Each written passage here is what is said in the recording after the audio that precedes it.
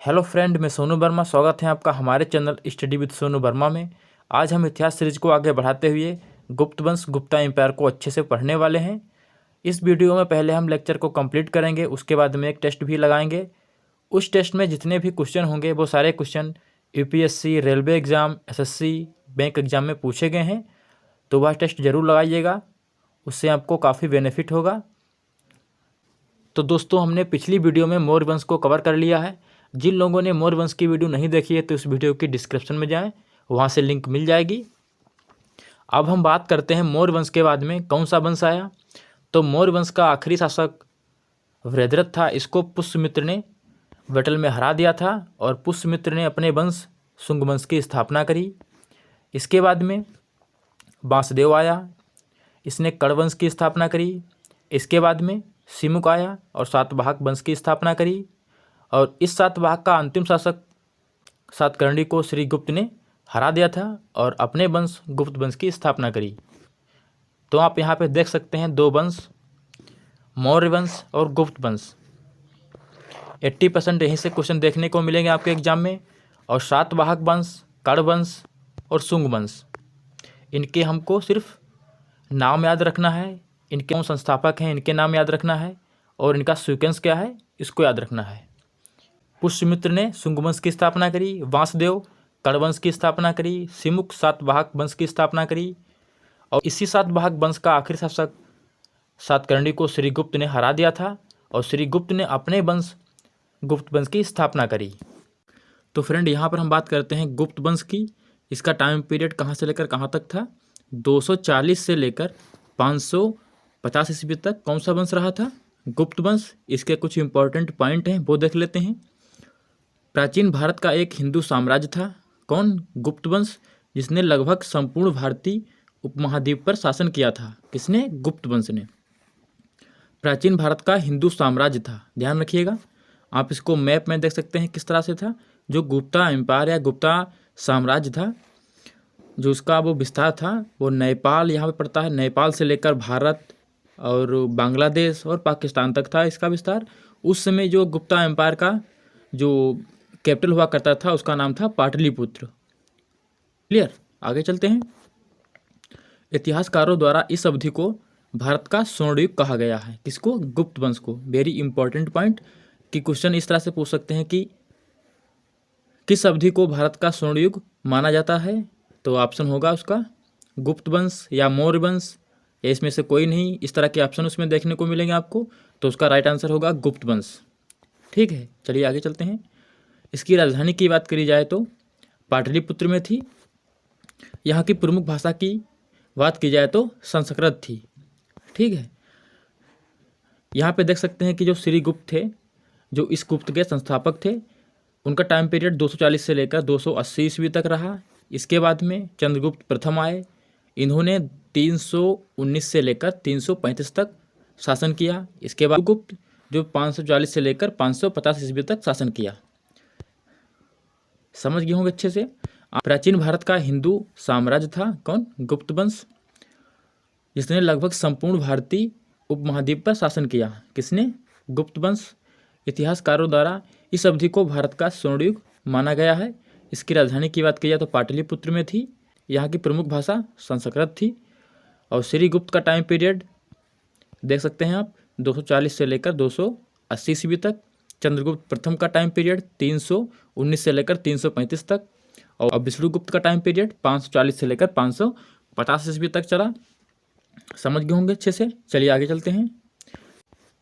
तो फ्रेंड, यहाँ पर हम बात करते हैं श्रीगुप्त के बारे में, जो गुप्त वंश के संस्थापक माने जाते हैं।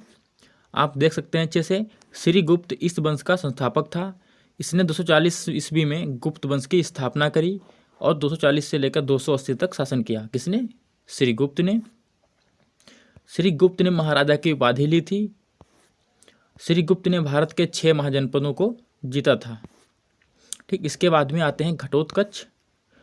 श्रीगुप्त के बाद इसका पुत्र घटोत्कच इस वंश का उत्तराधिकारी बना। इसने भी महाराजा की उपाधि ली थी। ठीक है, जो गुप्त वंश का संस्थापक किसे मानते हैं? श्रीगुप्त को मानते हैं। ठीक, और श्रीगुप्त ने महाराजा की उपाधि ली थी और 6 महाजनपदों को जीत लिया था उसमें। इसके बाद में इसका पुत्र घटोत्कच आया, उसने भी महाराजा की उपाधि ली थी।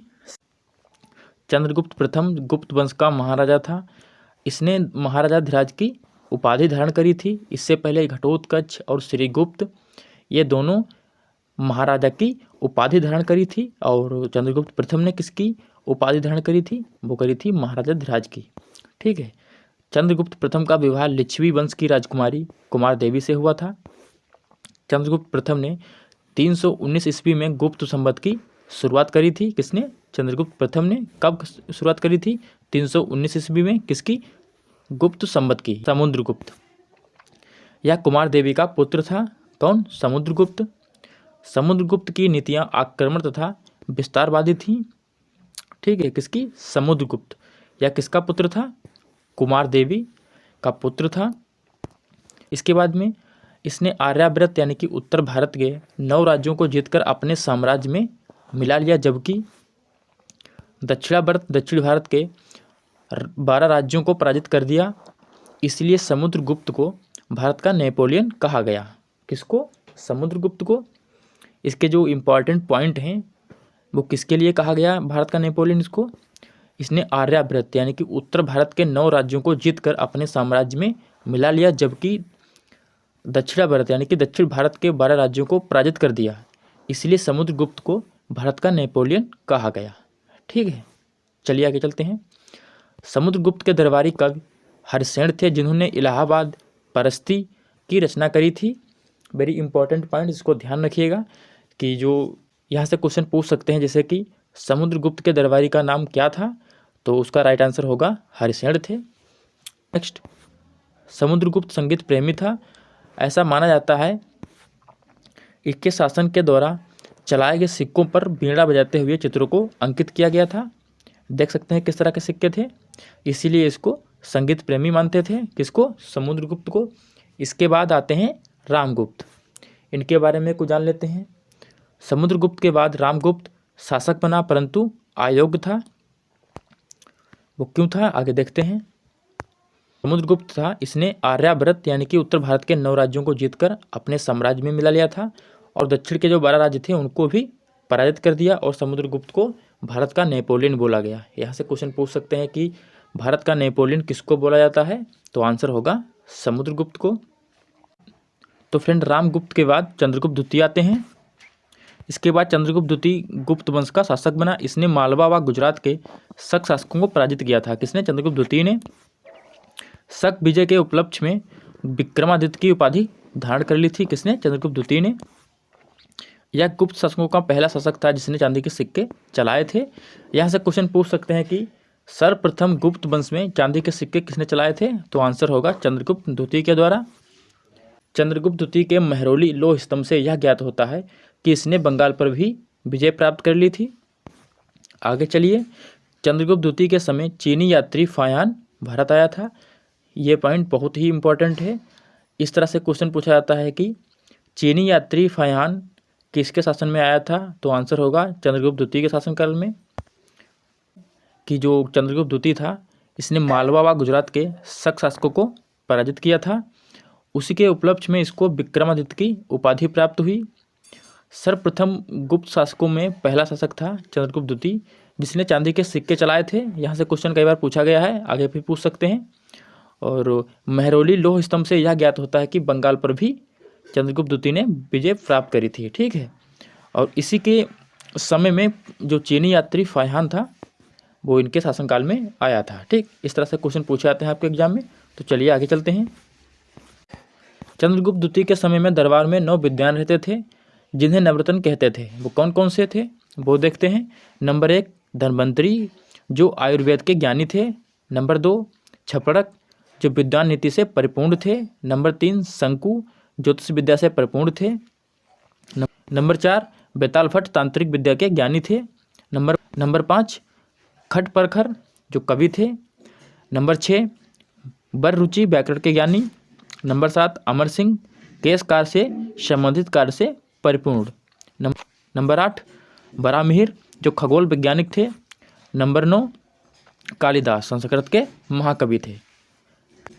आप देख सकते हैं चंद्रगुप्त द्वितीय के शासनकाल में 9 नवरत्न थे, वो कौन कौन से थे? नंबर 1 धन्वंतरी, छपड़क, शंकु, बेताल भट्ट, खटखरपर, बररुचि, अमर सिंह, बराहमिहिर और कालिदास।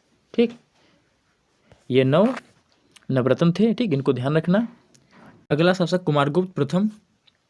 चंद्रगुप्त द्वितीय के बाद अगला शासक कुमारगुप्त प्रथम बना। इसने नालंदा विश्वविद्यालय की स्थापना करी थी। किसने? कुमारगुप्त प्रथम ने।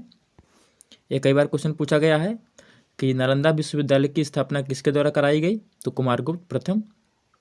इसके बाद अगला शासक स्कंदगुप्त बना। इसके बाद गुप्त वंश के बहुत सारे शासक हुए। अगला पॉइंट, अरण अभिलेख में हमें भानुगुप्त के शासन की जानकारी मिलती है। किसमें? अरण अभिलेख में। वेरी इंपॉर्टेंट पॉइंट, इसको ध्यान रखना। अरण अभिलेख से हमें सती प्रथा का पहला साक्ष्य मिलता है। किससे? अरण अभिलेख से। गुप्त वंश का अंतिम शासक विष्णुगुप्त था। तो फ्रेंड ध्यान रखना, कुमारगुप्त प्रथम ने नालंदा विश्वविद्यालय की स्थापना कराई थी। और वेरी इंपॉर्टेंट पॉइंट, अरण अभिलेख से हमें भानुगुप्त के शासन की जानकारी मिलती है और अरण अभिलेख से सती प्रथा का पहला साक्ष्य मिलता है। दोनों इंपॉर्टेंट पॉइंट है, इनको अच्छे से ध्यान रखना। गुप्त वंश के अंतिम शासक की बात की जाए तो कौन था? विष्णुगुप्त। ठीक है, ध्यान रखना इसको अच्छे से। चलिए आगे चलते हैं। तो फ्रेंड यहाँ पर हम बात करते हैं गुप्त वंश के प्रमुख मंदिरों की। कौन कौन से हैं? तो नंबर 1 देवगढ़ का दशावतार मंदिर, ललितपुर उत्तर प्रदेश में पड़ता है। नंबर 2 नागौद का शिव मंदिर, सतना में पड़ता है, यानी कि मध्य प्रदेश में। नंबर 3 भीतर गांव का कृष्ण मंदिर, कानपुर उत्तर प्रदेश में। नंबर 4 तिगवा का विष्णु मंदिर, जबलपुर मध्य प्रदेश में। नंबर 5 एरड़ का विष्णु मंदिर, सागर मध्य प्रदेश में पड़ता है। नंबर 6 भुमरा का शिव मंदिर, सतना मध्य प्रदेश में पड़ता है। क्लियर? नंबर 1 देवगढ़ का दशावतार मंदिर। नंबर 2 नागौद का शिव मंदिर। नंबर 3 भीतरगांव का कृष्ण मंदिर। नंबर 4 तिगवा का विष्णु मंदिर। नंबर 5 एरड़ का विष्णु मंदिर। और नंबर 6 भुमरा का शिव मंदिर। ठीक है, आप देख सकते हैं उत्तर प्रदेश, मध्य प्रदेश, उत्तर प्रदेश, मध्य प्रदेश, मध्य प्रदेश, मध्य प्रदेश। तो फ्रेंड यहाँ पर हम बात करते हैं करों के बारे में, यानी कि टैक्स के बारे में। उसमें कौन से टैक्स हुआ करते थे? जैसे कि विष्टि। इसमें क्या होता है? यह बेगार या निःशुल्क श्रम था। कौन? विष्टि। इसके बाद में बलि। गुप्त काल में धार्मिक कर था। कौन? बलि। भत या भट्ट पुलिस कर था। और प्रणय ग्रामवासियों पर लगाया गया अनिवार्य कर। चरासन चारागाहों पर शुल्क। इसके बाद में चाटन लुटेरों द्वारा उत्पीड़न से मुक्ति कर। हलदंड हलों पर लगाया जाने वाला कर। ठीक है, बिष्टि कर, उसके बाद में बलि, भत्या भट्ट, प्रणय, चारासन, चाटन, हलदंड। ठीक है, इसने श्रीगुप्त, घटोत्कच, चंद्रगुप्त प्रथम, समुद्रगुप्त, रामगुप्त, चंद्रगुप्त द्वितीय, कुमारगुप्त प्रथम, विष्णुगुप्त, इन सभी को अच्छे से पढ़ लिया है। यहाँ पर हमारा लेक्चर कंप्लीट होता है। अब हम आगे बात करते हैं गुप्त वंश के सभी महत्वपूर्ण प्रश्नों को जो परीक्षा में पूछे गए हैं। चलिए टेस्ट की तरफ चलते हैं। जैसा कि हमने पहले कहा था कि इस लेक्चर में हम पहले लेक्चर समाप्त करेंगे, उसके बाद में एक टेस्ट लगाएंगे। ठीक है, चलिए टेस्ट की तरफ चलते हैं।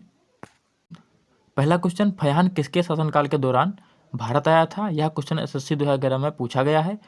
तो इस क्वेश्चन में क्या पूछा है कि जो फैहान है किसके शासनकाल के दौरान भारत आया था? तो option A Samudragupta, option B Vishnugupta, option C Skandagupta, option D Chandragupta द्वितीय। तो इस क्वेश्चन का राइट आंसर होगा ऑप्शन डी। ठीक है, अगला क्वेश्चन, मेघदूत पुस्तक किसने लिखी थी? Option A Kalidas, option B Banabhatta, option C Humayun, option D Sukhwant. तो इस क्वेश्चन का राइट आंसर होगा ऑप्शन बी बाणभट्ट। विक्रमादित्य के नाम से किसको जानते थे? Option A Samudragupta, option B Vishnugupta, option C Skandagupta, option D Chandragupta द्वितीय। तो इस क्वेश्चन का राइट आंसर होगा ऑप्शन डी चंद्रगुप्त द्वितीय को। ठीक है, भारत देश का नेपोलियन किसे कहते हैं? तो सबको पता होगा समुद्रगुप्त को। ठीक है, चलिए आगे चलते हैं। अगला प्रश्न, भारतीय संस्कृति का स्वर्ण युग किस काल को कहा गया है? ऑप्शन ए मौर्य वंश, ऑप्शन बी गुप्त वंश, ऑप्शन सी चोल वंश, ऑप्शन डी राजपूत काल। तो इस क्वेश्चन का राइट आंसर होगा ऑप्शन बी गुप्त काल को। ठीक है। अरुण अभिलेख का संबंध किस शासक से है? ऑप्शन ए कुमार गुप्त, भानुगुप्त, समुद्रगुप्त, चंद्रगुप्त। तो इस क्वेश्चन का राइट आंसर होगा ऑप्शन बी भानुगुप्त। अगला प्रश्न, गुप्त काल में सोने की मुद्रा को कहते थे? दीनार, पढ़, निष्क, कोई नहीं। तो इस क्वेश्चन का राइट आंसर होगा दीनार। यहाँ पे जो पढ़ है यह मौर्य वंश की एक प्रचलित मुद्रा हुआ करती थी। ठीक है। तो फ्रेंड यहाँ पर हमारा लेक्चर समाप्त होता है। ठीक, मिलते हैं अगली वीडियो में। Thank you.